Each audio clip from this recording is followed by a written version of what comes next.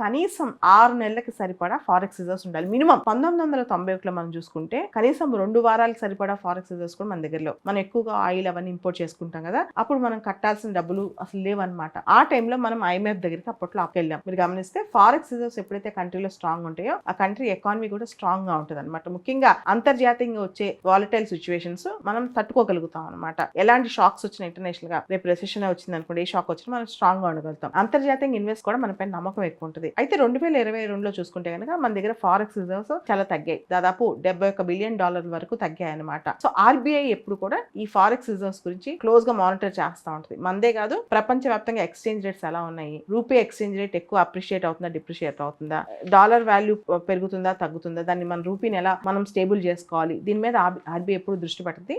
RBI ఎప్పుడైనా సరే rupee బాగా డిప్రిషియేట్ అవుతున్నా, ఎక్కువగా అప్రిషియేట్ అవుతున్నా కొంచెం కాషన్ గా తన పాలసీస్ మార్చుకుంటూ ముందుకెళ్తా ఉంటుంది అనమాట.